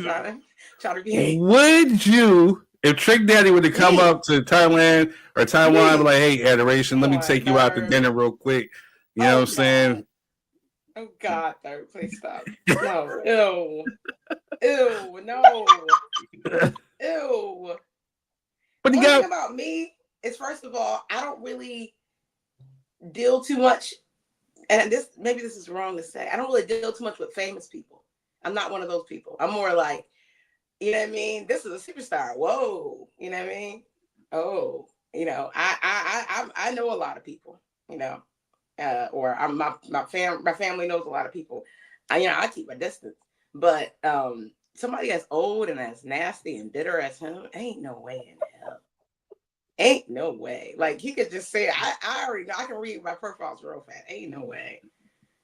Y'all know me though. I don't even be dating people yet, but no way.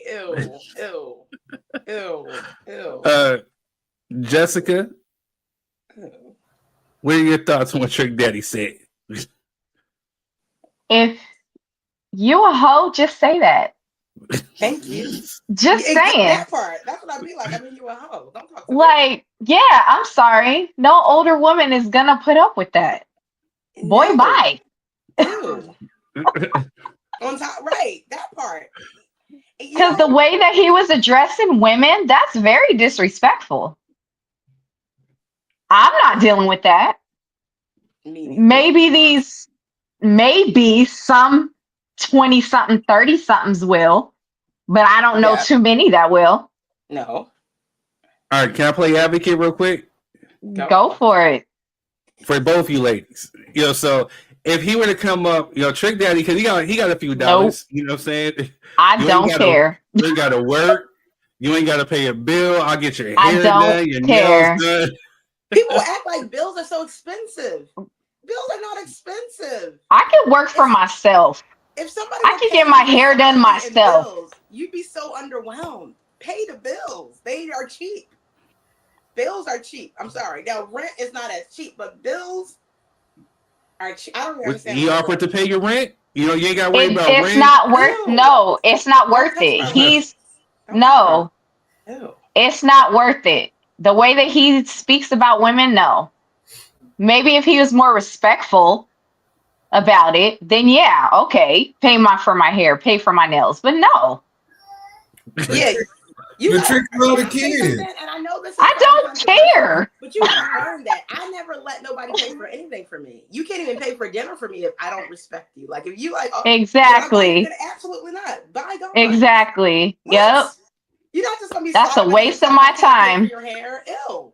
Adoration, you need to come out here and teach these young girls. Well, the thing about young girls is they're young. They're like young guys. They just go with whatever's going on, and that's why a lot of these What up, certified? predatory guys, they target young girls. And when they talk about, when they actually sit down and talk about it, it's not always about, oh, I'm more attracted to her. They be cheating on these young girls with these old girls.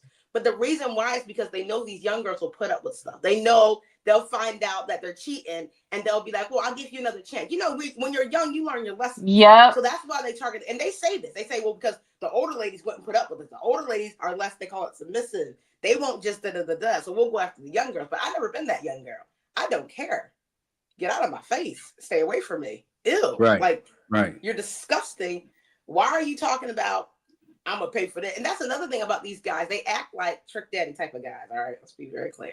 They act like they're this man and that man, and they're getting all these, but they're not. They're running around asking young girls, "Hey, can I pay for this?" They're trying to buy these girls because there are some girls that are on the market, you know what I mean, for temporary sale. Just like there are some young guys that are just trying to get laid at all costs with no respect for themselves, no dignity. And they pay, those young people, and they pay at all costs. They got no game. They got nothing else going for them. So all they got is a little bit of money, and they pay the money, and they get dogged, and they're the ones who get done over, and they're the ones always saying, all girls want is money. That's all you offer, and that's all you can entertain. You come out, you can't entertain any type of regular decent girl. You can't entertain young girls with standards either. Because you say young girls, no, you can't get a young girl with standards. You can only get somebody that's out there for sale temporarily, right? Because remember, you can't have her for real. You can't actually put a ring on her. She wouldn't marry you, you know what I mean, at all. She's still marrying a nice young guy like everybody else, but you can get her temporarily for the evening, for the night. You can buy a couple drinks, and then she's like, we got to get away from this guy. So that's what you're getting. That's what these type of individuals are getting. And I hate that they're teaching this to young men, because I've seen young men be like, oh, they're getting girls. I'm like, name one of these red pill, because there's a whole red pill universe again, that are married. Zero. And the one guy who's going around, I don't know if y'all know him, No Fugazi. It's a young people thing. But this nigga talking about all this, that. He's a single dad, because he's talking about don't marry a single mother. It's impossible. It's impossible. He's with a single mom of 2 before him. And they just had a new single baby together. And he's talking about, so it's just all messed up. You know what he said? Well, we're the exception. But, and I'm like, it's the fact that grown men pay him $100 for 45 minutes to give them relationship advice. Hey man, look, don't confuse grown men with no. I know.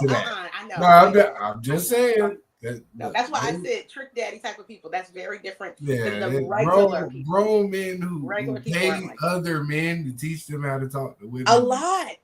They deserve everything they get. It's actually insane to me. Like I went on a date with one guy, and we were just talking and kicking. We knew each other for like a year. This man goes, "Yeah, Andrew Tate, one of the main red pill guys. He's masculine. You know, he's da-da-da-da-da." And I just went, I was like, the date is canceled. But I stayed there. You know, I was nice because we were friends before. But girl, I was out of there. I was like, oh hell no.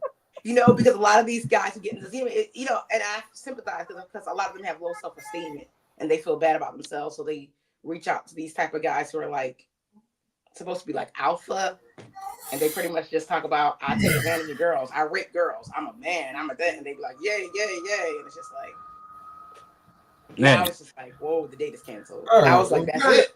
Back to Trick Daddy. You know what I'm saying? Sorry, what I got for No, you good. What I got for Trick Daddy is the fact that, sir, you are 50-some years old, calling these women old bitches and hoes. You know what I'm saying? Obviously, your life hasn't gone in the direction. Dang, man. Hey, Mahir, bro. But listen, man, your life hasn't gone in the direction you needed to go in. If you still out here, and then for you to say,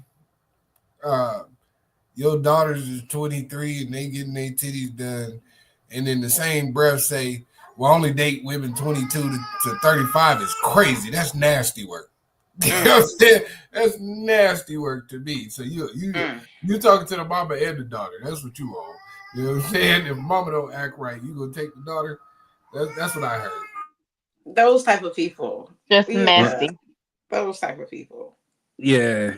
Trick Daddy, you know what I'm saying? I know you Trick, that was a little, I don't know. To a certain extent, do older women have high standards?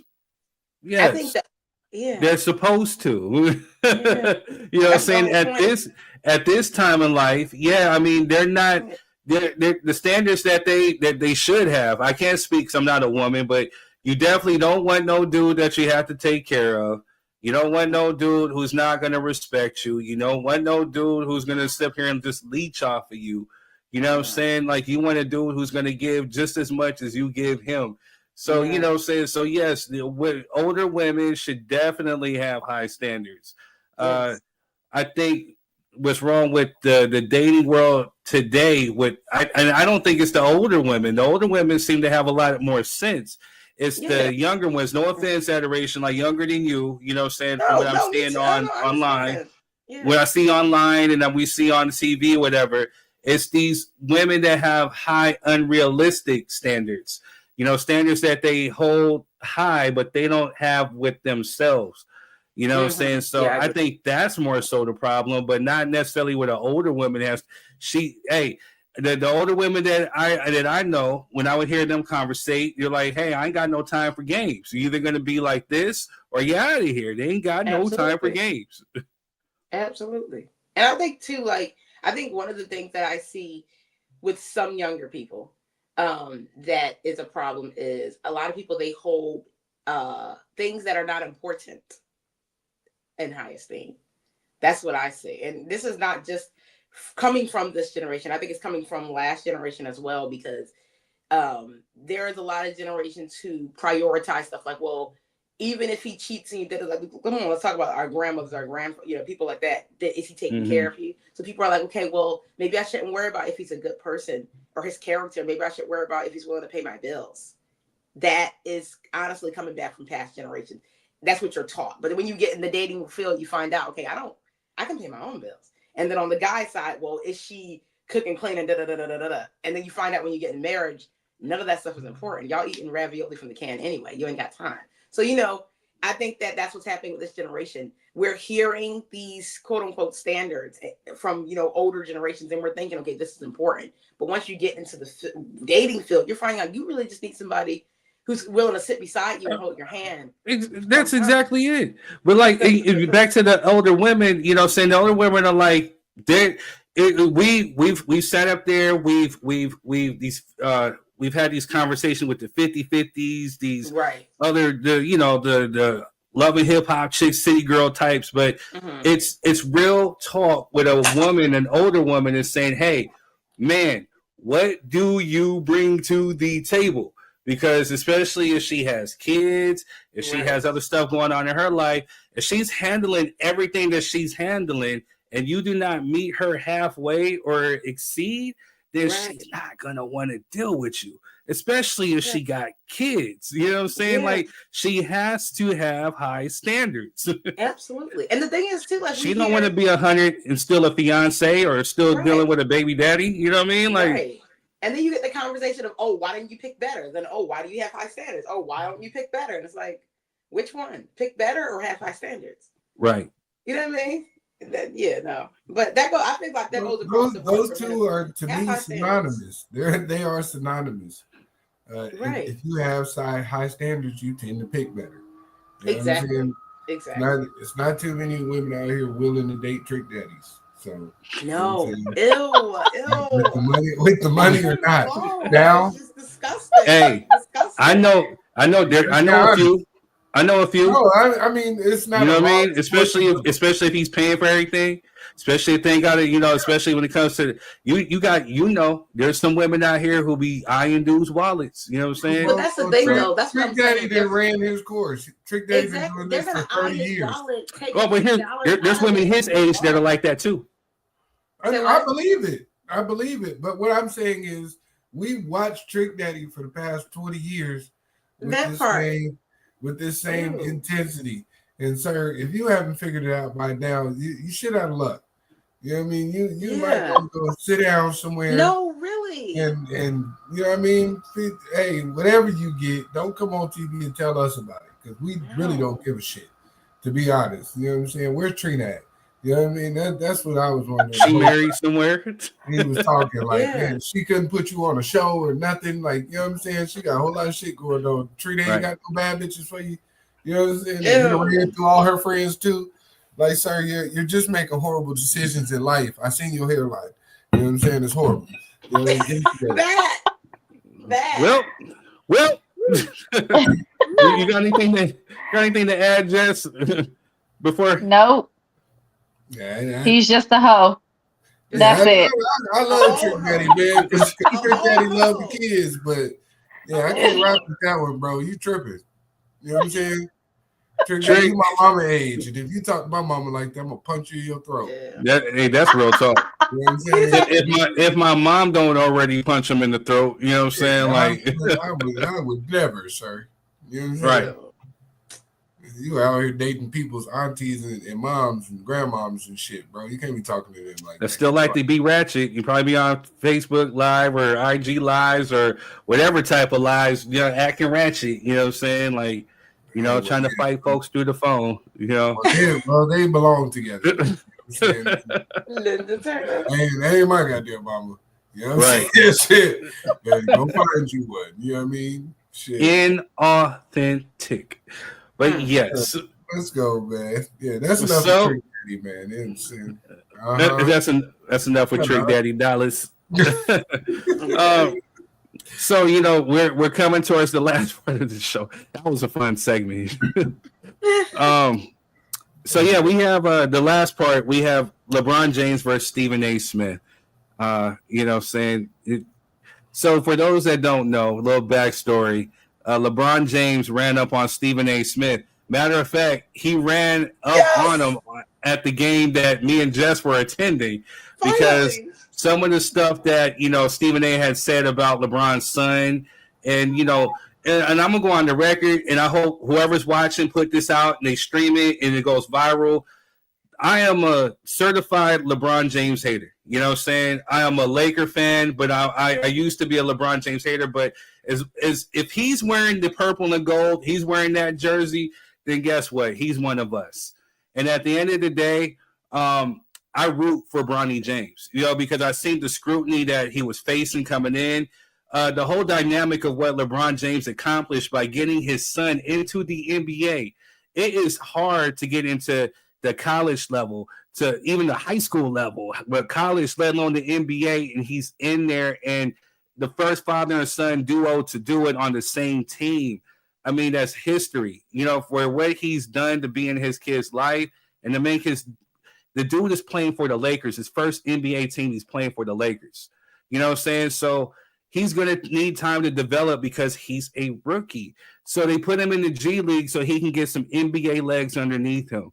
So, me personally, I'm not a LeBron James fan, but I'm definitely rooting 100% for his son because I want to see him succeed. I want to see him prove all these haters wrong. I want to see him be great in the NBA because he has potential. And what he's shown, just even being with the D League, or the G League, whatever, he's out there balling. And I want to see him. But LeBron James stepped to Stephen A. Smith because he had been heavily criticizing Bronny James. And so Stephen A. then took that and went on like a little world tour. Oh, he approached me and he used it because he's all about clicks, likes, and views. So this is what LeBron James had in response to what Stephen A. Smith had to say. I mean, you know, that is all part of the game. That's all part of the game. But when you take it and you get personal with it, it's my job to not only protect my damn household, but protect the players. You know, and I think a lot of the media, including him, and I know he's gonna be happy as hell. He's gonna be smiling from ear to ear when he hears me talking about him again. Oh my God, he's gonna get home and grab some ice cream out of the freezer and sit in his chair in his tighty whities on the couch. I hope at some point you two do get a chance. Like, but you're right. Dude, like relax, bro. Like relax. Like seriously. Oh. I mean, Cheryl, he says he may have the jersey, but LeBron is not a Laker. I mean, well, his paycheck says otherwise. You know what I'm saying? So, but go ahead, Adoration. I need to clear my name real quick. I am a LeBron James fan. Okay. I've been a LeBron James fan no matter what team he. All right, so moving on. Anyway, we're not talking about none of that. No, I'm just playing. Go ahead. I'm just messing with you. Go ahead. I gotta make sure that they know that I'm not with him. Oh, go ahead, man. I'm just messing with you. You can be a LeBron fan. Oh my It's God. okay. No, but in real talk, I'm finally glad that LeBron, you know, I've been watching, like I said, back when my dad was still alive. That was 7 years ago. We used to watch, we're really into basketball. We used to watch this man talk shit all day long. LeBron. He just hates LeBron James. And for LeBron James to have the restraint to just not care and to just excel the whole time, I love that. But you don't talk about nobody's kid. You don't talk about nobody's team. And I'm glad he said something to him because, you know, that man, Stephen A. Smith, that man just needs like help. He lives and thrives on hate just all day long. I mean, if you watch his stuff, man's job. That man is disgusting. That's his job. You know what I'm saying? He is a character. Yeah, but hate, From just hate. Sesame Like he doesn't Street. have anything You know what else. I'm Like saying? you can he just hate. And I don't like him. But I respect LeBron James. I would hope my sons are like him. I would hope I marry a man like that man. I mean, incredible, impeccable on every level. That's why you always be at the basketball court. You trying to find you a LeBron. I'm trying to find me a LeBron. In the early stages, see y'all. Yeah, you trying to get it. Savannah knew him from when he was living in Vans. That's the thing. Right. Y'all trying to get there late. But You hit it right on the head, Adoration. We it's just the character, though. It's the character. It's not about the money. It's right. the character because there are rich people with terrible character. This man has impeccable character. He's not like the rest of these people, you know, respectfully. But he's not like. But you see a lot of the guys who are doing very well in their careers. You notice they. You know, a lot of them met their girls early. A lot of them, they have impeccable character. And you see the ones who are like, respectfully, the guy who, you know, married the OnlyFans or whatever that was, he broke within 5 years. You know what I mean? Those are like regular people who run the streets and who do all this and that because they got money. Then you find out they're going to be broke later, broken families. You know what I mean? That's what happens to other types of people. But people like LeBron James, just too decent. Just too decent, just too stand up, just sending kids to college. Kids are successful. Marriage is successful. That's what I'm talking about. And the fact that he is one of the, you know, while he's like the leader in America, he's like considered a leader. He gets torn down by people in our own community, torn down to the ground. To me, it's just sad because if there's any standard for what we should be saying, this is what we are, this is what we look like, LeBron James is it. I'm gonna keep it a buck with you, Adoration. I can't be inauthentic because it's not in my character. I'm one of those people that you talked about as far as on the basketball court. Yeah, I was definitely not a LeBron James fan. I'm a Kobe. I'm a Laker through and through. My favorite player of all time was Magic Johnson. You know, Kobe Bryant, God rest his soul. You know what I'm saying? Like I would live and breathe and everything Lakers. So, you know what I'm saying? So when people were starting to say that he was better than Kobe and all this other stuff, yeah, I was a LeBron hater. You know, I'm over there. I got tons of proof on Facebook to prove that. I remember it. Yeah, it doesn't change, you know what I'm saying? But the fact is, it's kind of hard to hate on him when he's in a Laker jersey. You know what I'm saying? But off court, you know, the stuff that he does is what he stands for, who he is. I've always applauded him as a man because he stands on business as a man, and he's what I think a lot of black men should strive to be. It was a lot fun rooting against him, you know what I'm saying? So, but at the end of the day, he's in the Laker uniform, you know what I'm saying? So, you know what I mean? It is what it is. When he's out of it, then you gotta go back to my LeBron hate. But his son is definitely cool, and I want him to succeed. Jess, what are your thoughts? For me, I will hate on LeBron if he makes my Lakers lose. That's me. If he makes a win.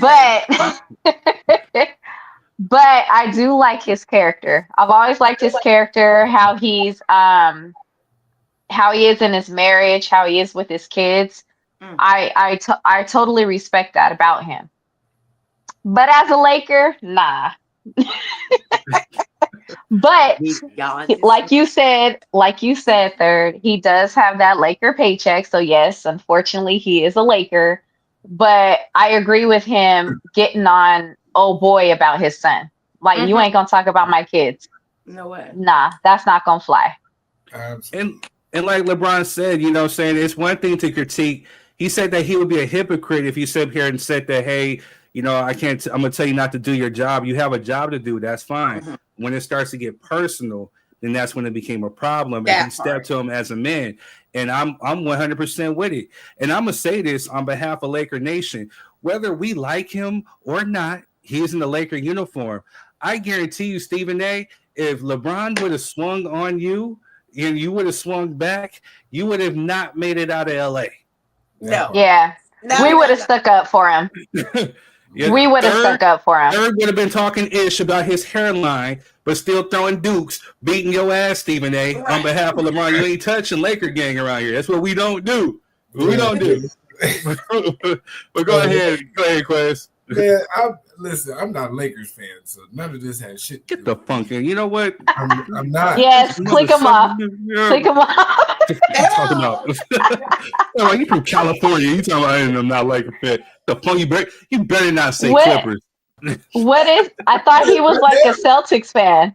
No, he's not a Celtics. I'm a Milwaukee fan. You're Milwaukee Bucks. Oh, okay. Okay. Yeah, that's my squad. You know what I'm saying? Shouts out to the fam back in Milwaukee. But anyways, personally, I'm not a Lakers fan. I've never been a LeBron fan because I'm a Jordan fan, and my second in command is Kobe. So, you know what I'm saying. But what I will say, no, for real, what I will say is the fact that in society we praise individuals who do things for their children until they're black men. It's amazing how much criticism we have for somebody like LeBron, who did everything he was supposed to do for his child, which was put him in the best situation possible.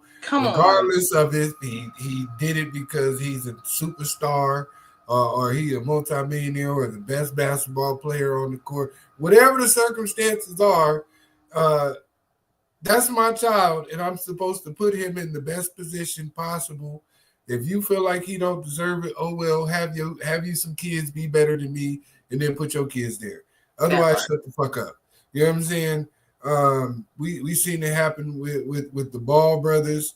You know what I'm saying? They ostracized their dad. You know what I'm saying? We never hear about Steph and Seth dad. I was about to say that. You know what I'm saying? We don't.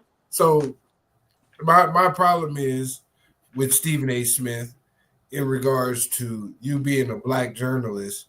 Sir, you're supposed to know better. You're supposed to do better. It's okay that you don't like LeBron, but like Adoration said, and Jess and everybody else, when it comes to picturesque on the optic standard, because I don't know what going on in LeBron house, and I don't know, you know what I'm saying, what type of lifestyle and all that. But from the optics point of it, he is the quintessential black man that you would want your children to model if you were going to model them after any athlete. Thank you. That's just really what it is. Like, you know what I'm saying? The man ain't never been in no scandals. He's never been in trouble. He's been with the same woman the entire time, raised his kids the way he was supposed to, and then started schools for young children, gave them scholarships, all of the above, right? And then you still have the time to find something negative to say about him because you don't like him as an individual, which is cowardly. Come on. That shit is cowardly. There are so many other people you could talk about in the NBA, let alone that man's son. You know what I'm saying? Like, what? Hey, I don't give a damn what you say. You can talk about my son you want to, Stephen A. You know what I'm saying? Come on, go ahead. Yeah, you can talk about my son if you want to, but you won't be doing another show. Right. It's like, yo, another show. It's like you can talk about okay how he plays, whatever. When you start getting personal, and that's another thing. So I wanted to kind of bring up to y'all was, because LeBron James is in the public eye, saying he's a celebrity, saying so his family is in the public eye too, and they're celebrities. So there is a such thing as the court of public opinion. So so Stephen A is entitled to feel however he wants to feel about. Saying like how LeBron James plays ball or his son or whatever NBA player. But I agree with LeBron James wholeheartedly that, when it starts getting personal and when you start talking about how I'm raising or what's going on in my household, you got to answer to me. You got to talk to me man to man. Saying I'm going to let you know, like, hey, you got to chill out, bro. But, Stephen A, I don't know how to say this respectfully, but he's a sucker. You know what I'm saying? Like, Absolutely. He's done some sucker stuff. He's doing it to get a check. He's doing it to get clicks, views. He's highly opinionated in basketball, which, he's never really played. He's a spectator, but he's getting paid to criticize ball players, and he's not an athlete. You know what I'm saying? But he's a journalist, so he's entitled to his opinion. But how much does the court of public opinion allow you to actually have that opinion on something that you have no skill set on? It gives you a lot of room until you see that individual in person. That part. That's the problem. The thing about Stephen A is it's not about like you can talk basketball. I know a lot of people who talk about basketball. That's what we do. You can talk about I don't like them. They're not the greatest of all time. They're not the GOAT. Go off, King. But you start talking about people's character, and that's what he's been doing for years. I mean, years. Just dogging this man, and now you want to dog his son. Like how people are still listening to this man. I know people are LeBron haters, so they love it. But I said to one guy on Facebook who was dogging LeBron, I'm like, okay, you don't like his basketball skills. You just stupid and blind, but okay. But why are you dogging him as a man? That's a whole nother topic. Okay, you just do, but okay. But how are you going to dog him as a man, though? Now I know he's cheating on his wife. Every man with money is cheating on. Like, ain't no way no man could be faithful. I'm like, you're a whole grown man. I said, are you saying that as a black man? Are you saying that black man ain't shit? I said, why is it that when a black man is showing good character and we actually got something to look up to, all of a sudden you, a black man, are trying to tear him down? I said, y'all. I said straight up. I said, y'all got to stop this. I said, because all you're saying is that you're basically saying that you, as a demographic, ain't shit and can't be shit. And when you see somebody that is great, you spend your time trying to tear them down, I guess to make yourself look better or to make yourself look like the norm. I'm like, I don't really understand why he can't just be a decent person. Why is that? They form hater clubs. They form hater clubs. That's why you don't argue with people online, because I wasn't arguing. I'm just I'm not saying you. I'm just saying in general. I see, right. Yeah. Because Third's question was, you know what I'm saying, in regards to Stephen A. Smith in this situation.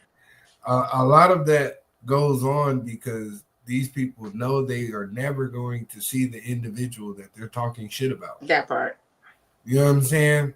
And if you had to stand on what you said about such individual, you know what I mean, in their face, you would probably back down from whatever the fuck it is you just said. Not me. The problem. I mean, I'm not me. No, I'm telling you, I'm gonna tell you a quick story. So I ran into Shane Battier at the airport in Oakland. You know what I'm saying? And he had just won a championship ring. Me being Laker gang, you know what I'm saying? I went over. He won one with LeBron. So I went over there talking ish to him, like, hey, you know, I got a picture with him, like, hey, what's up, man? You know what I'm saying? Too bad you ain't a Laker. And his comeback was, yeah, I should be because they need all the help they can get right about now. And I was like, damn. All right, man, shut your ass up. And dude, Yeah. and that's what I'm like. But the thing is, like I said, I ain't gonna fake the funk. I ain't gonna fake the funky right here in front of me. You know what I'm saying? You a Heat fan, you LeBron's boy, you know, so I talk trash too. I don't care. Yeah, you know? No, but I think that's the biggest issue is, you know, a lot of people that are in the entertainment field, especially now, because anybody can be a YouTuber, a podcast, or whatever. You know what I'm saying? That at the end of the day, they feel like they can just speak frivolously about things, and then they're never going to see these individuals, which Stephen A should know better. But even in his regard, I think that he's had so many positive interactions with LeBron that he felt that he could keep antagonizing right to the extent where people are watching you, you know, 5 days a week beat down this individual, and then now you're gonna say, well, hell, I'm gonna take it a step further and I'm gonna beat down his son in conjunction with me antagonizing him. And as a father, I definitely understand the fact that you can do whatever and say whatever you want to me. You know what I'm saying? I can live with that. A lot of shit, I'll let it slide because one, we already know you're irrelevant when it comes into the capacity of the things you're talking about, right? Because I don't argue with people that are not my equals. I either, you know what I'm saying, debate or I teach. You know what I'm saying? It's really that simple. You know what I'm saying? So if you're not my equal, this is just a learning lesson for you. But you know what I mean? To try to carry that same animosity and energy over to that man's child is where you should have understood maybe I am crossing the line. And when that man press up on you, you are so lucky that he has the character that he has, because most individuals would have beat the shit out of Stephen A. Smith because one, I know you can't fight. Two, I know you can't fight. And three, you ain't gonna swing and you can't fight. So it all adds up to you can't fight, nigga. So stop talking shit. You know what I'm saying? That's what I see. Like, that you know what I part. mean? Like if LeBron would have decided to take off on you, bro, you was done for. What was you gonna do? You gonna get back on TV? Oh, the unmitigated gall of this man hitting me in the face. What the fuck? You see? You know what I'm saying? 4. 1, 2, 3, 4. Play ball. You know, This shit crazy, bro. Leave that man alone before you get yourself hurt. Jess, you have anything to say? I said what I said. Marlo, why was you never a Kobe fan, though? I'm curious.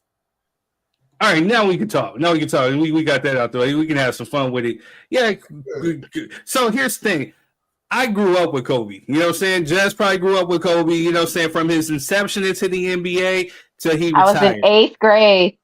So when he came to the NBA. Me, for Kobe, it's been an emotional roller coaster because I love the dude when he got in. He got the 3 rings. I was there at the Laker parade when they won the 2nd. I graduated when they won the 3rd. I had my Laker jersey as I walked the stage. Then, you know, when they lost to Detroit, I took that really personal. And then Shaq left. I admit I was mad at Kobe because I thought he broke up the Beatles. Then, you know what I'm saying, then he turned around, got back with Phil, got Pau Gasol. They went back to the finals, lost to Boston. But then his dedication, you know what I'm saying, they went back to back. Again, beating Orlando, then beating the Celtics, which is to me the best Laker championship ever because I got to see that. But, you know what I mean? Like, when I started actually studying Kobe to see how much of a basketball savant he was, like this dude, he's not like today's NBA player where if he breaks a fingernail, he has to sit out. You know what I'm saying? Like, or I've seen this dude play with the flu. He's played with 9 hands. There's some people that can relate to that on here. 9 you know what I'm saying? fingers. No, 9 fingers, my fault. 9 fingers. You know what I'm saying? They can relate to that. You know, he's played with like a bad back. You know what I'm saying? He's walked to the free throw line with a torn ACL, shot 2 free throws. His level of toughness is like the same pedigree as like a Jordan, as like a Magic, a Bird, you know, Isaiah Thomas, you know what I'm saying? Like a Rodman, you know, they don't make them like him no more. You know what I'm saying? So No, when he that's left not the game, LeBron James. when he left the game, yeah. That's been Yeah. my argument the entire Just saying, I like his character, but as a basketball player, nah. Yeah, so adoration. I'm gonna drop a little science on you. Is LeBron James a dope basketball player? He is really good. He is really, really good, undeniable. Obviously. But he does not have the killer instinct like a Kobe. He doesn't have the Disagree. toughness like a Kobe.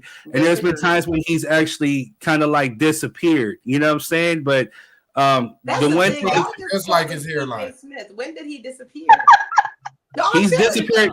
So when it comes down to the fourth quarter and you got the last couple of minutes or the last shot, sometimes He's he will not defer. clutch. He'll Can I defer. talk real quick? Here's the Yeah, go thing ahead. about LeBron James that's different than y'all love affairs, okay?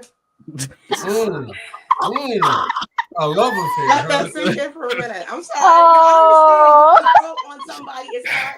When you grow up eating ramen, it's hard to digest properly made spaghetti. So I understand that. Right? Whoa! I'm just saying. You grow up on one thing. Shots. I love the analogy, though. That was I dope. love the analogy too. That Shots. was fire. All right, You so said, go ahead. See, LeBron is not like, for example, the Jordan. And you'll hear people who, I mean, you don't hear not the main people because nobody want to disrespect him, but there are like real people who actually played with Jordan in real life, or young people that got to deal with him, and they'll be like, "Wow, he's so selfish. He's so mean." I'm not saying I've heard. You've heard this. You know this, right? My dad actually Right. knew a guy personally. Yeah. So, you know what I mean? Meanwhile, LeBron James, he's not the kind of person where it's like, "Oh, I gotta hog the ball. I gotta take every shot." He's not that guy. He doesn't just play the game. He makes teams better. So like, oh, why didn't you run up and be selfish and take the ball and shoot the last shot? He don't have to do that. He can pass ball. He makes plans so his team works together. That's why every team he goes to excels. It's not just him having to win the game. It's not just not true. No, you know what, adoration? No, he does go make ahead. he does make some of the players around him better. He's a facilitator. Like people like to compare LeBron and Jordan. I think it's a bad analogy. I think more so LeBron's in the same space as Magic Johnson, because Magic Johnson, he can score and he can facilitate, and LeBron can play all five positions. You know what I'm saying? So I will give him that. Yeah. Magic could too. Yeah, that's what I'm saying. He's like a Magic.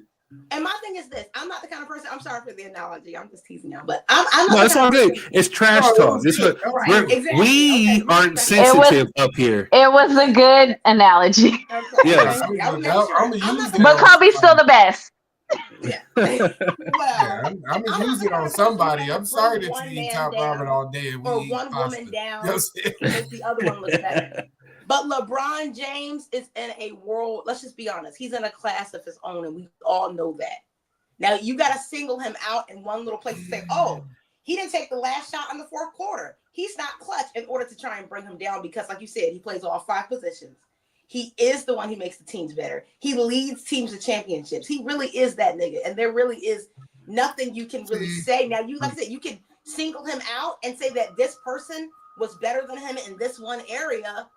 Maybe they made more shots. Maybe they did it. You can say that. But if you're taking the whole package of the basketball player, the only way you can really hate him is if, like you said, you're just from a rival team and a rival gang, and you're used to, you know what I mean? Homemade grits in the oven pan, Don't and you really structure can't get with something it. You can't structure it like that, adoration, because No, that's what everybody doesn't believe he is the greatest player. Now, is he a great player? No, absolutely. He is absolutely a great player.